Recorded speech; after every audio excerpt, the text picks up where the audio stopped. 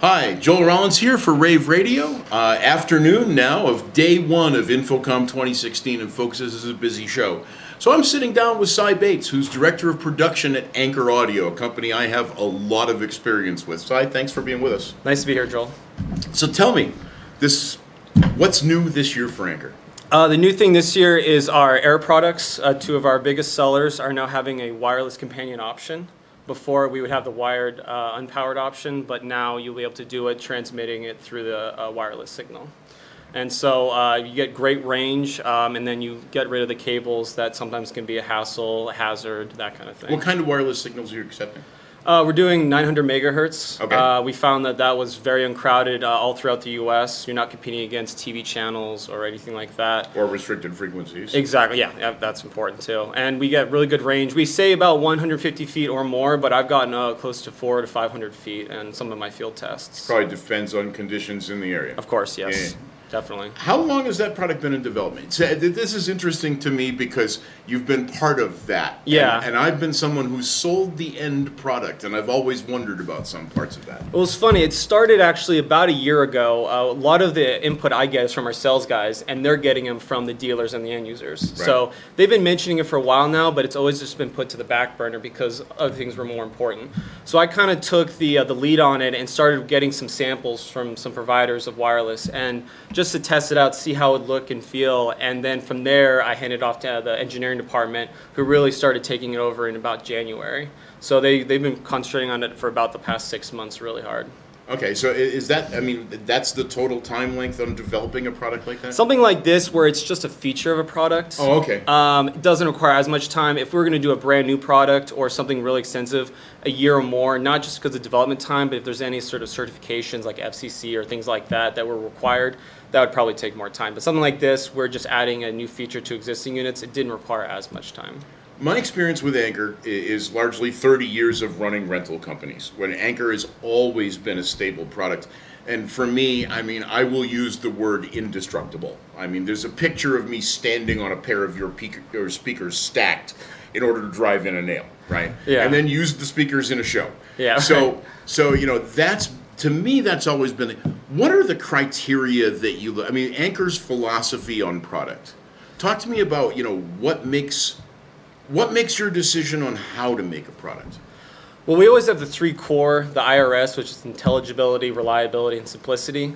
So pretty much you want it to sound good, you want it to survive the ruggedness, take a beating, and then also be very simple for the user. Because a lot of our end users are people in schools, militaries. They're not AV experts. So we don't want to complicate them with a bunch of knobs and buttons and things like that don't probably concern them. So you make it as simple as possible. From the rugged standpoint, we do a lot of testing before we release it out to the market. We drop it from 10 feet high. We use our forklift. We do. I'd like to be part of that sometime. It's a lot of fun just to throw something around. We do like heat tests. We'll run it in like a hot room for like 8 hours straight just to see how it responds. We try to give it every possible situation we can.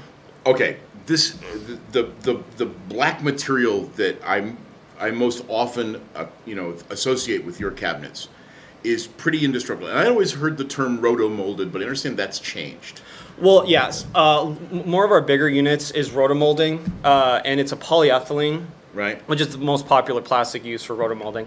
It's much different than injection molding, which a lot of people are familiar with. Now, our Liberty and some of our smaller units are still injection molded, but once you start getting bigger, it becomes more economical to do it with a rotor molding. And it's a whole other animal. You got to deal with other challenges in terms of tolerances, fitting, shrinkage, that kind of thing. It will respond to heat in different ways too.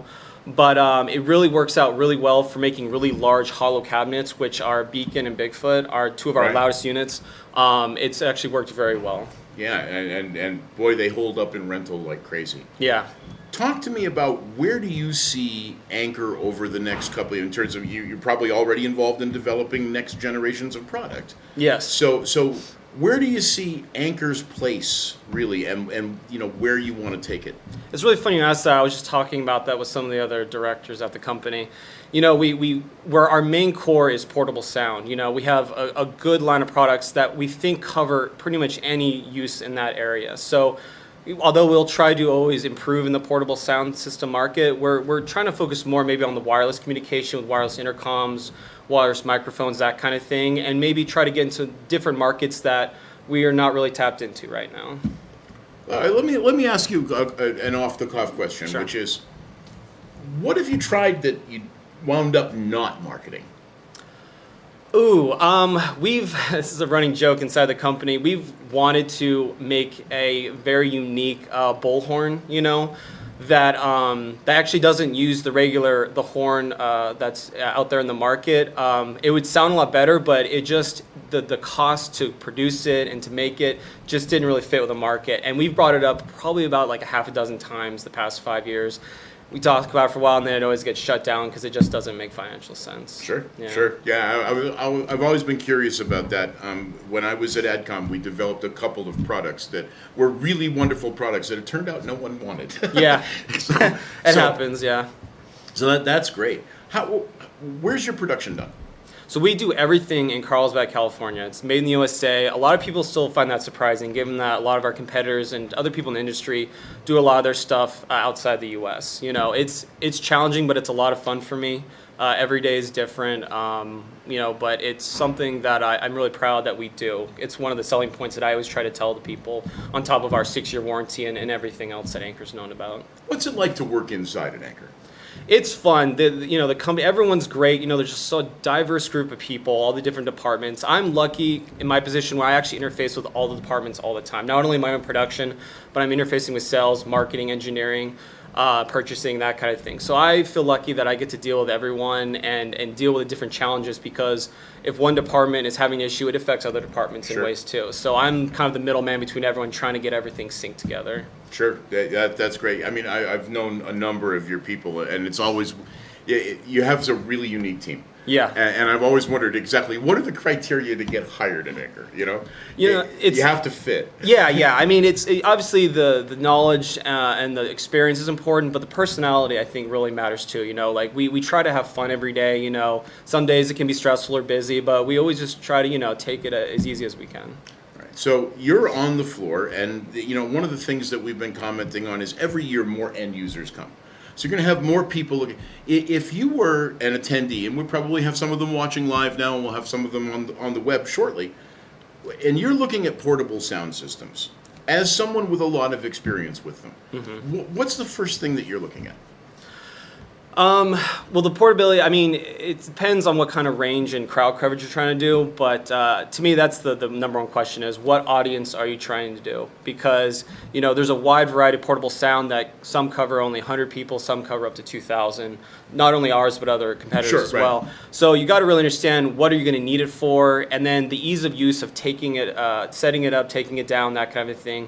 Because a lot of these people are teachers or janitors, and especially in the education market, they want something that's very easy to set up and take down. So those are really important criteria. Sure. And you have a ton of outdoor use of your product too. Yeah, I would say majority of our products are mainly used outdoors. They can be used indoors, but it seems Use them in a lot of hotel ballrooms too. but yeah, I mean, it's great for that. Easy to set up, easy to operate, and they survive the company picnic too. Yeah, exactly. Which is not always easy, because sometimes I haven't survived ours. So, anyway, I think we're going to be out of time. But Cy, what's your booth number? We are C9321. C9321. I'll be by to see you. Thank Thanks you, very Joel. much for talking to us. Thank you.